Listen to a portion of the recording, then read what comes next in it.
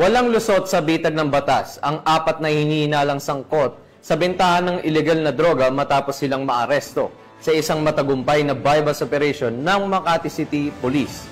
Yan ang tinutukan ni Patrolwoman Verna Gundran. Arestado ang apat na individual sa isang matagumpay na anti-drug operation ng pulisya sa Puerto Rico Street, Barangay Palanan, Makati City, dakong 10:35 ng gabi noong July 10, 2025.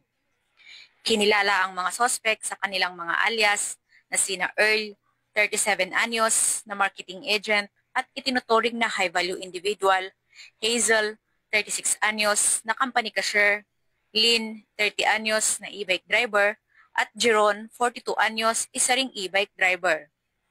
Matagumpay na isinagawa ang operasyon sa pangunguna ng Station Drug Enforcement Unit ng Makati City Police Station at sa koordinasyon ng Substation 2.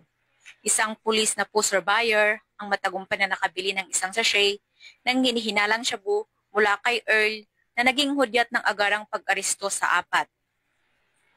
Kabuang 57 gramo ng shabu na nagkakahalaga ng 387,600 pesos at 1.5 gramo ng marijuana na tinatayang 180 pesos ang na-recover.